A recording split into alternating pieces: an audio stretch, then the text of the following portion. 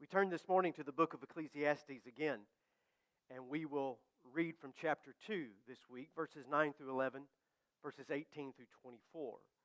As discussed last week, the book of Ecclesiastes is not the most optimistic of discourses that you will read in the Bible. Quite the contrary, the writer is an early existentialist. He is asking the question, why?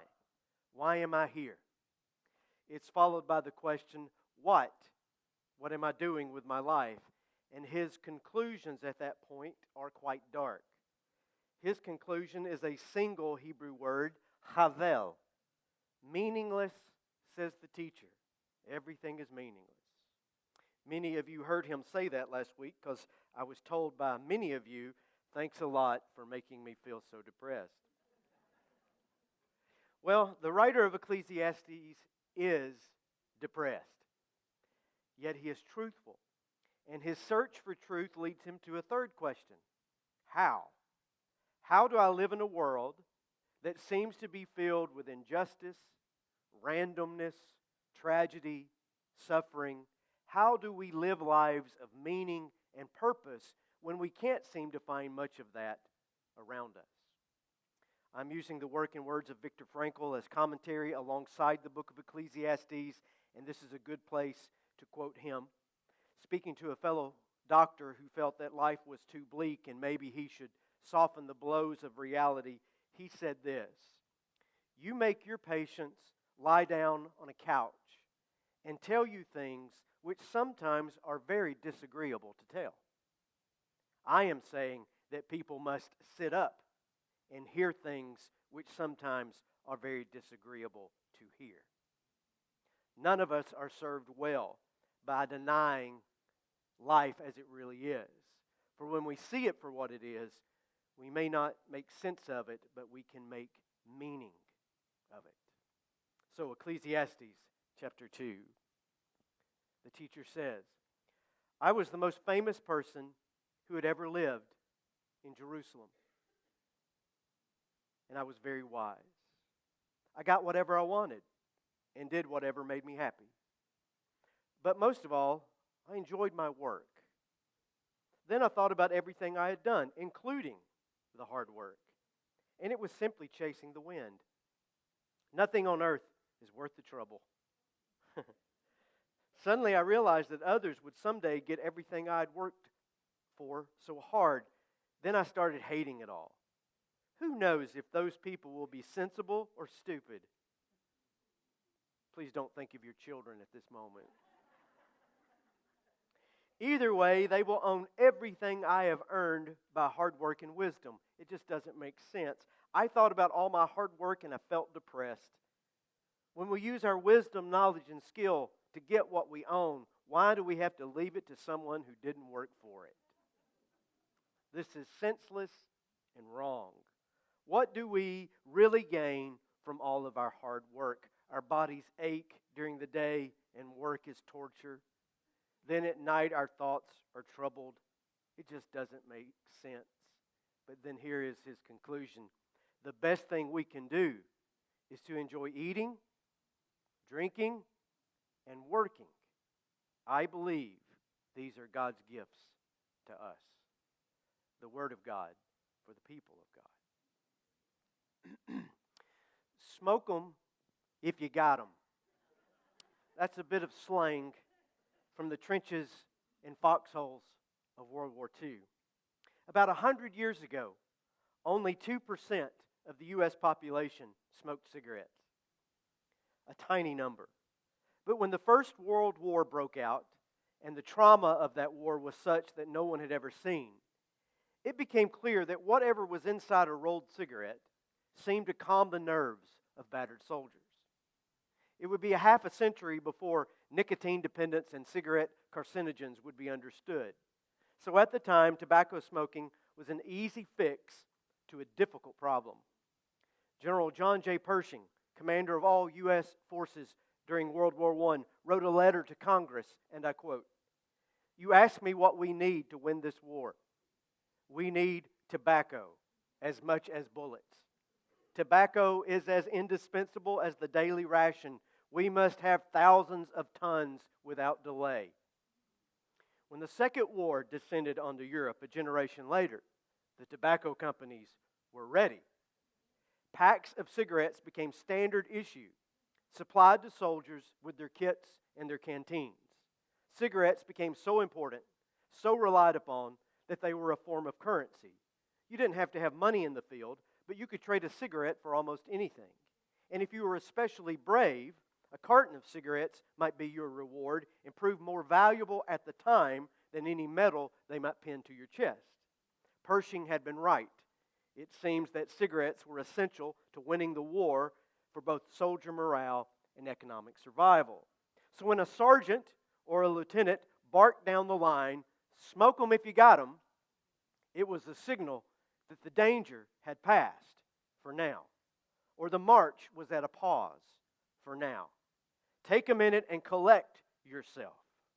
Now, for that war generation, often called the greatest generation in U.S. history books, our parents, grandparents, and great-grandparents, they came home and pushed smoking percentages in this country to 60% by the 1960s. More people smoked than voted in elections. And they brought the "smoke 'em if you got 'em" lingo right into the workplace and quite literally created the smoke break. It endured a long, long time. I'm not old. I'm really not. But I was a freshman in high school when the new consolidated school was built. And only then, in 1987, were those 16 and older no longer allowed to go to a little hut behind the cafeteria and gather around a rusty burn barrel and smoke between classes. Cigarettes were also found in the concentration camps of World War II. They had a similar bargaining, bartering, and economic power. And yes, they were used for reward and punishment. To Viktor Frankl, one of the jobs he was assigned in the concentration camp was to lay railway lines, this brilliant physician. But at one point, he was pulled from that detail and had to single-handedly dig a tunnel under a road to put in a water main. He did the work so well, he was rewarded with 12 cigarettes. 12. And it was like winning the lottery. 12 cigarettes could be traded for 12 cans of soup. 12 cigarettes could be traded for 12 loaves of bread. A cigarette, when traded, could save you from starvation. A cigarette could be given to someone else for taking on a dangerous job one wished to avoid. You could do almost anything with cigarettes in the camps except one thing: smoke it. The regular prisoner was prohibited from smoking in the camp. Believe me, it wasn't for health and safety reasons. It was cruelty. That little hit of nicotine to the brain represented a tiny little moment of reprieve from suffering, and there would be no reprieve from suffering. Only SS guards and supervisors were allowed to smoke in the camp, with one noted exception. Here are Frankl's words.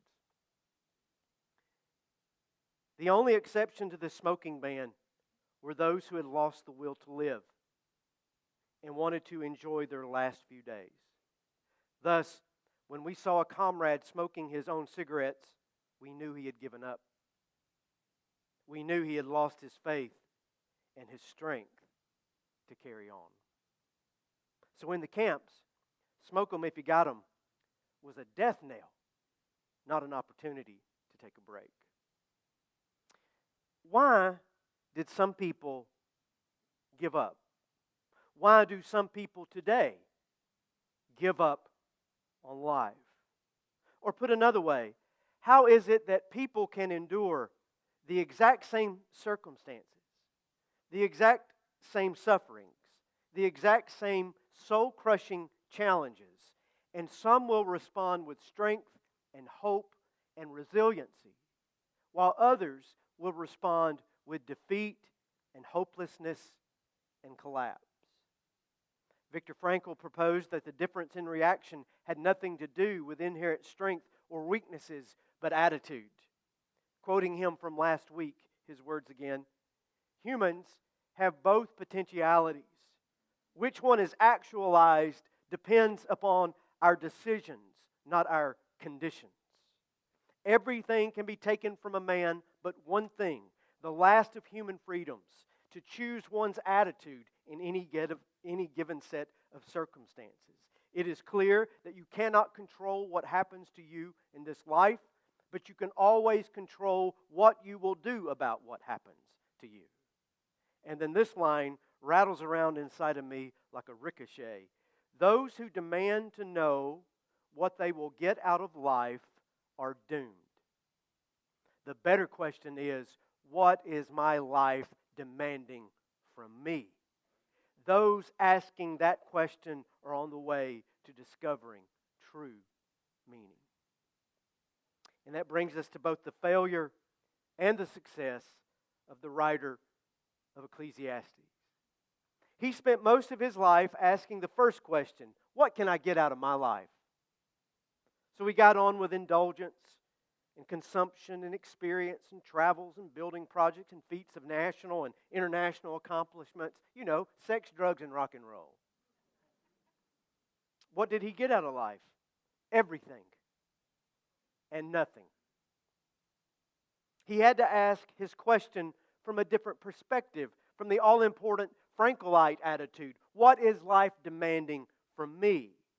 And on this point, these two Hebrew sages come to the same conclusion. Viktor Frankl said that there are only a handful of things that give life true meaning, and we're going to talk about those in these weeks. But one of those things, one of those precious things, is work. What you do. The teacher of Ecclesiastes said the same thing. The best we can do is enjoy eating, drinking, and working. I believe these are God's gifts to us. So, this is a good word today for youngsters, for college students, for mid-career grinders, for retirees, those who wish they could retire, those who are disabled, those who can no longer, for various reasons, do the work that they were trained to do, for those choosing careers, for those changing careers, for those who hate their career. Work, what you do, is essential in finding meaning in life. I did not say that work is the meaning of life. No. But when our attitude is attuned, work can be a source of incredible satisfaction. As the proverb is told, find something you love to do, and you will never work a day in your life. That doesn't mean every day will be fun or that every day will be easy. We are not so naive, because meaningful work is hard work, but it's meaningful to you and to the people that you serve. So I've clarified the audience, it's pretty much all of you. Let me clarify further what Frankl meant by the word work. Work could be a paying job. It could be an artistic pursuit, the work of creating something, a painting, a song, a moment, a sculptor. Work can be something you volunteer to do, an act of service. Work can be anything that you are attempting to bring into being. Work can be intellectual and advanced. Work can be mundane and routine. It can be extraordinary. It can be plain and simple. What matters is the attitude which one has for the work and the action taken in service to others. I have a proverb from Hillel the elder. Hillel was a Jewish rabbi, a Persian Jew, who moved to Jerusalem as a young man to deepen his studies of the Torah. He developed his own school of thought within Judaism. He grew into an influential scholar. He was an old man when Jesus of Nazareth was born, quite influential beyond his death and to this day. He and Jesus shared a few common teachings, actually. Let me show you this slide and put them side by side. Hillel said, "That which is hateful to you, do not do unto another." And that is the negative form of Jesus' positive commandment, do unto others as you would have done unto you. Hillel said, love your neighbor. That is the whole of the Torah. The rest is explanation. Jesus said, love the Lord your God, love your neighbor as yourself. This is the whole of the law and the prophets. But to that proverb that he gave about work. He said this. Slide, please. If I do not do it, who else will? But if I only do it for myself, what am I? And if I don't do it now, will I do it at all? That's a good proverb. First, if I do not do it, who else will? What is it that you can do? You, as the person God has made you to be, uniquely yourself because of your nature and the environment and context that produced you.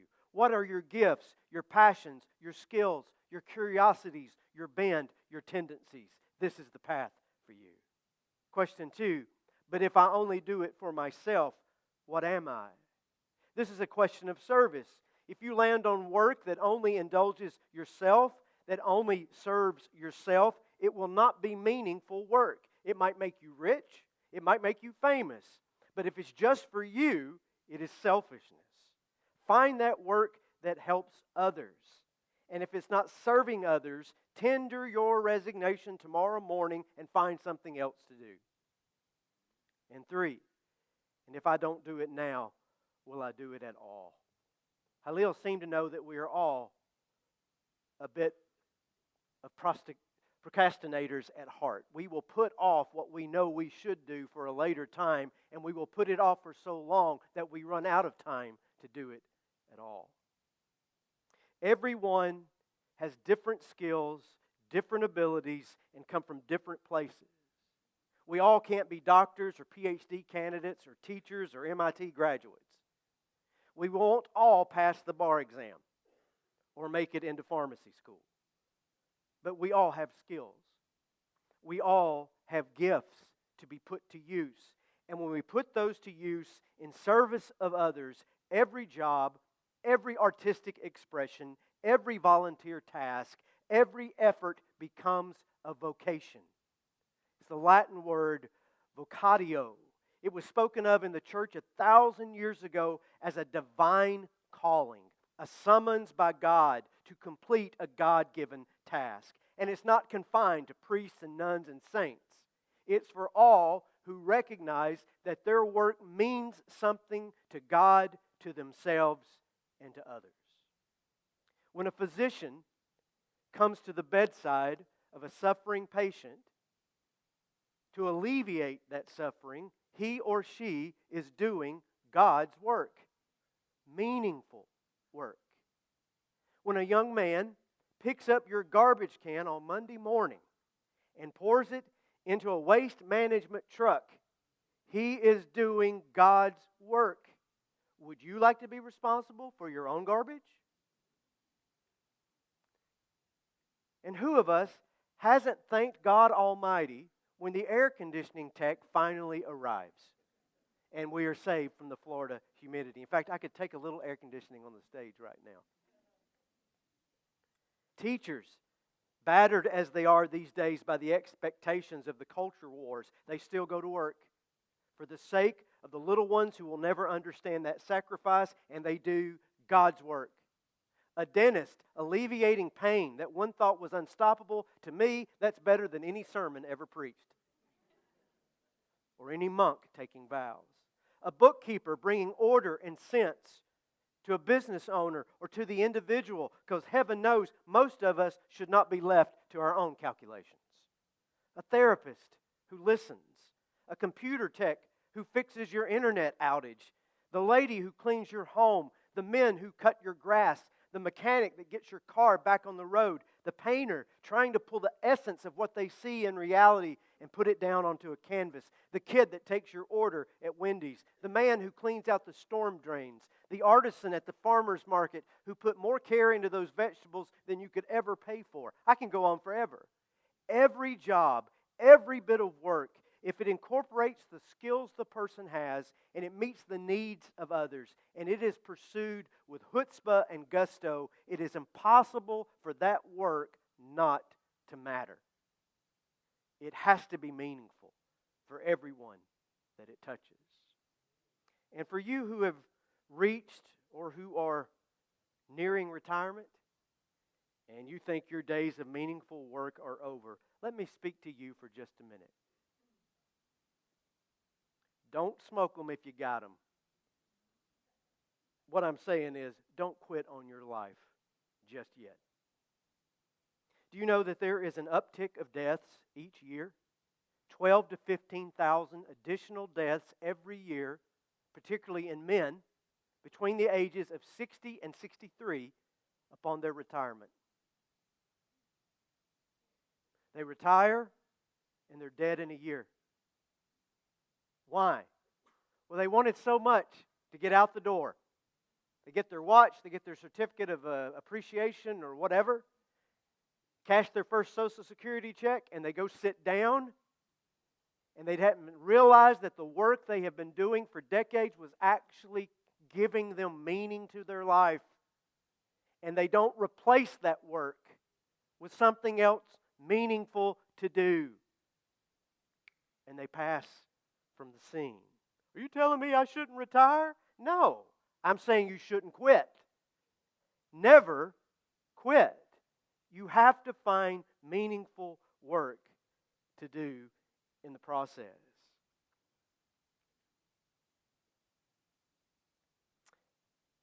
Putting these thoughts together, I thought for the first time this week in a long time of a lady that was in the first church where I served as an associate minister. I was only 21 years old. And her name was Ella Brock. Everybody called her Granny Brock. Everybody. And Granny lived right next door to the church on the family farm. And she lived in a little white farmhouse that couldn't have been more than 800 square feet. And I never saw Granny Brock walk. She was in a hospital bed from the first time that I met her. Her body twisted and racked by the most cruel form of arthritis. Her hands, her back, she was often just in a C profile, so bent over. You're going to love this. She called me the little preacher because I was half the age and half the size of the senior minister, I guess. Oh, the little preacher came to see me today. And I would go see her. And when I'd go and see her, she'd say things like this. Well, how's Bessie and G.A. doing? And I'd tell her. Well, I heard that Miller family's got a new baby. Have you seen it yet? No. Well, what about Nan and Jerry? Are they doing okay? And after the first few visits, I thought, this woman knows every piece of gossip from here to Liberty School and back. What is she doing? But that's not what it was. You know what I discovered later? Her son brought to her every Sunday after church the updated prayer list. And she kept that prayer list, weekly prayer list, and the church directory by her bedside. And looked at the faces of people that she didn't even know because she'd been unable to attend church for years. And she told me one time, she said, Preacher, when I'm laying here at night alone and the pain is unbearable, I just get that prayer list out and I start going over the names. And you know what? God has given me this great opportunity to pray for people because when I was younger and healthier, I didn't have time to do this because I was too busy doing other things. But now, this is my work. Now tell me that 90-year-old woman crippled by arthritis was not doing work that mattered. The world will never know her. She's been gone now for 30 years. But she was doing the work that God had given her to do. Everything can be taken from a man but one thing. The last of human freedoms. To choose one's attitude in any given set of circumstances. And when we choose to do work that matters to ourselves, to others, and to our God, we have chosen to live a life of meaning.